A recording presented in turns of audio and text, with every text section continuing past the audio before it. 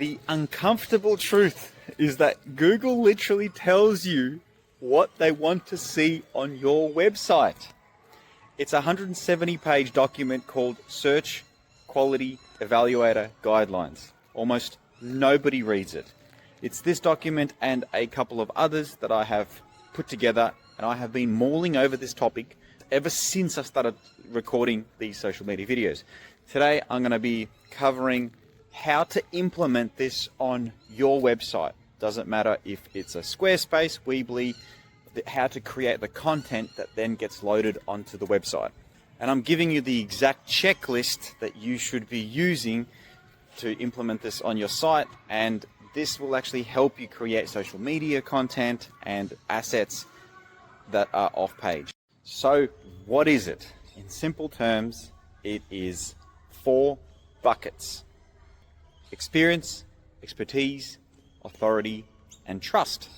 Now, according to these guidelines and patents, Google uses these guidelines and it evaluates EEAT by examining what the website says about itself. Your About Us page, your team bios, your credentials, and what others say about you. Reviews, citations, press coverage, and what is visible on the site, on the content itself.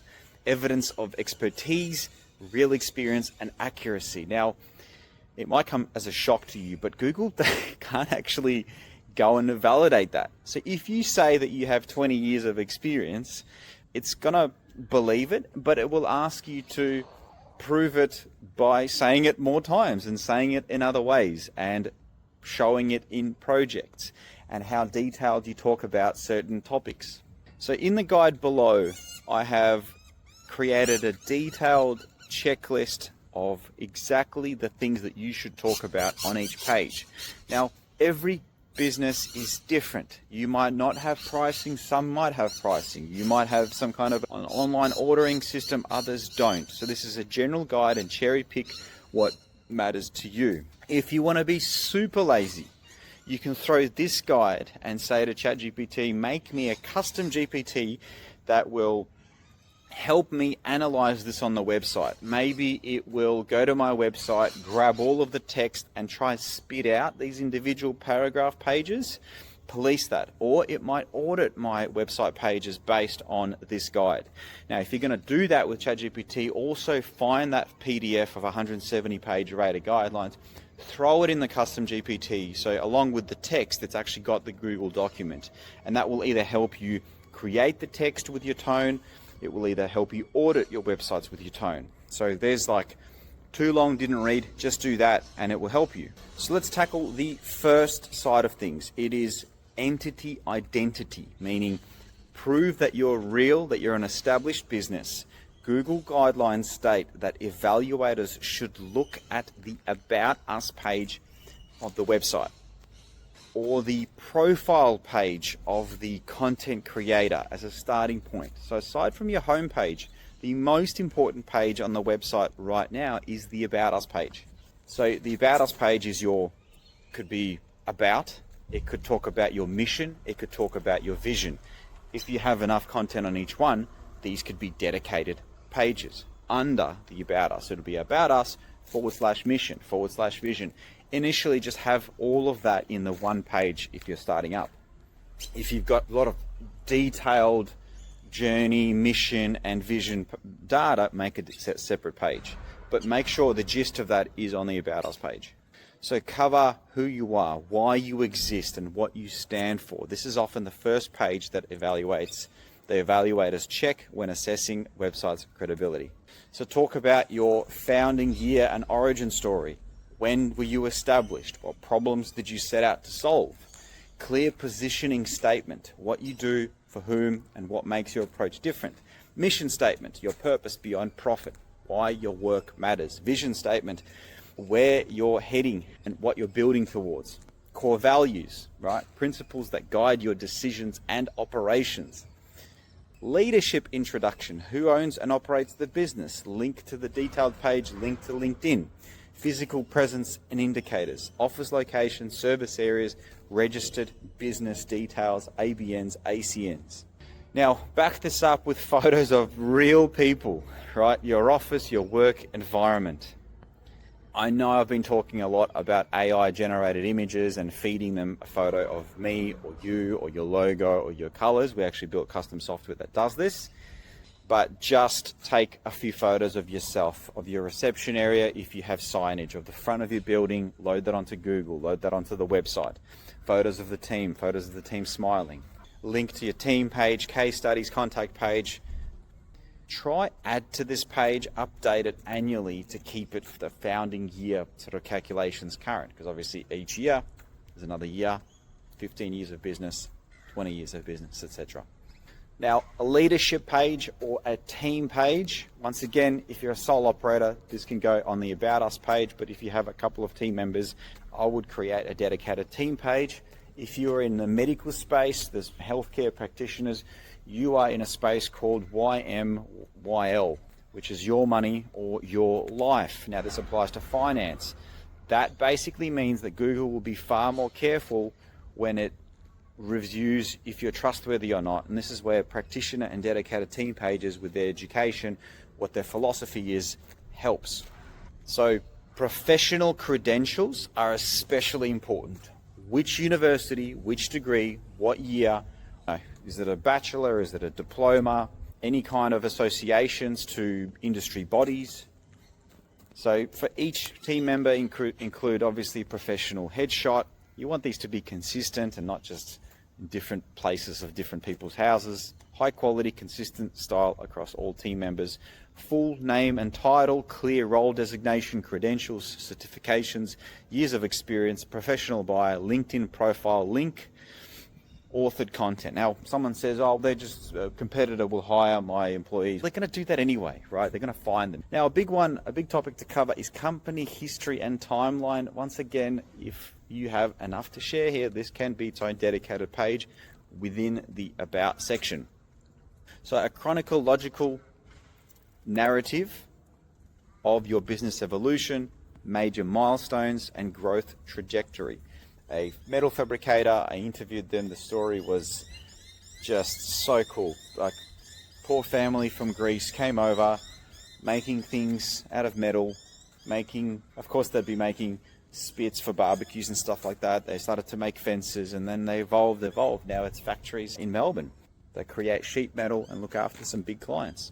So what to include? Founding story, the circumstances and motivations behind starting the business, key milestones, first hire, office moves, major contracts, awards, expansions, service evolution, how your offerings have developed over time, team growth from solo operator to your current team size, technology or methodology advances, how you've adapted to industry changes, community involvement, milestones, charitable initiatives, sponsorships started, right? To state them. Create a visual that demonstrates, make it an easy format for someone to scroll down. You want people to keep scrolling down. The more they scroll down, the more Google looks at that as engagement signals, helps you rank higher, cites you more, right? Try and minimize vagueness, try and minimize fluffy words, be very specific. On this date, we moved factories. On this date, we built a new one, or something like that. Photos that can back up those initial foundations. You might talk about any kind of corporate structure or subsidiaries.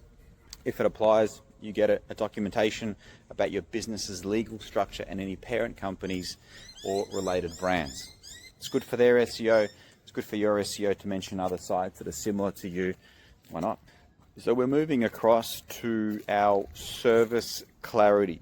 You want to make what you sell absolutely clear. Google Guidelines assesses whether pages achieve their purpose well. Unclear service pages fail the test. Service, product, review, and use case, right? So we're talking about comprehensive descriptions of each service you offer, including who it's for and what problems it solves.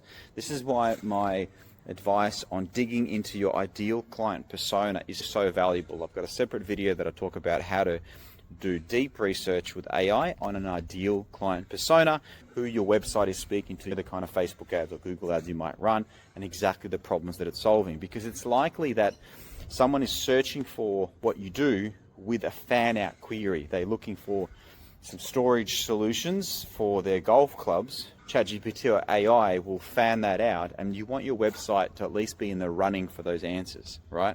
So without any fluff, you want to name exactly what you do, the service name, the description, who it's for, problem solved, process overview, how does this service work, step by step, deliverables, what does the client receive, timeline expectations, how long does it typically take, use case scenario, specific situations where the service applies, FAQ section, common questions about this specific service.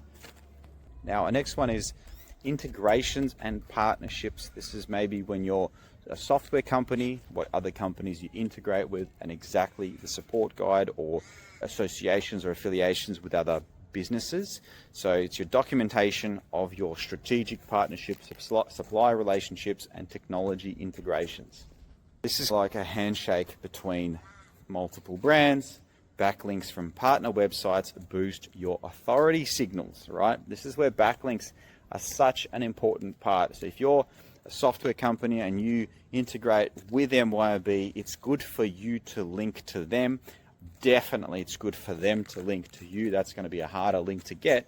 But if you are a genuine partner, an add-on partner, they will link to you in their add-on section. So this is where you'll include partner logos, obviously with permission displayed professionally, partnerships descriptions, certification levels, integration capabilities. This is all backlinks, right? This is actually quite a high priority because this can get you some foundational backlinks. You can reach out to your best suppliers or customers and say, hey, you cool if we list you here, you list us back. It's like a handshake between two businesses, two websites. Another one is glossary taxonomy page. It's a comprehensive resource like a sitemap where you are defining your industry terms, concepts, and your approach to categorizing your services. This kind of helps the crawler really get a sense of who you are, what you do, and identify entities. So this is where you might include like clear definitions written by your target audience's knowledge level, acronyms explained, process terminology, internal links mentioning the service or the page or the blog that talks about it, your perspective, where you differ from common definitions. Now this is a big one, comparison versus pages. They definitely work, but you're potentially mentioning competitor brands. They may not like it, so make sure legally this checks off. But it's basically a factual and balanced comparison content that helps prospects understand how different solutions, including yours, stack up against alternatives. This is where Eugene over here builds lots of third-party websites. Sometimes I build them on like a .com domain, so it's who you're going to contact. I'll put it on Cloudflare, and good luck finding the owner of that site, contacting them to have content taken down. Now, we do it ethically, we do it correctly. There's no dodgy stuff going on, but that allows us to review top 10 freight management software companies, top 10 plumbers, electricians, and whatnot. Now, this is where it's helpful to include comparison tables, feature by feature breakdowns, neutral tone, present facts, not market spin, right? Use case studies when each option might be better choice, methodology disclosure, how you gathered your comparison data, and updating frequency when the comparison was last verified. So look, the goal here, if you're going to do this on your website, is be genuinely helpful, right? Recommend competitors where they're actually suited. This is a touchy subject. If you're not comfortable, don't do this. But avoid things like best without substantiation, right? Update regularly as the market changes. So this next one is called Operational Trust, but really it's just a contact page and how to contact us, our terms of service, our policy. So demonstrate that you operate a legitimate business, a professional business. So the contact information and customer service information are extremely important for websites that handle money, especially. Editorial policy, content guidelines, etc. Things like authors, their qualifications, the review process, who reviews the content for accuracy, updates, how often does the content get reviewed? Now you're thinking, what the hell is all this talking about? But it just means have an author page. So who wrote the blog? You can write how claims are verified and attributed, how errors are handled when discovered. Now this is obviously quite comprehensive and it's quite deep. I'm at 14 minutes and this guide is we're not even 10% through this guide.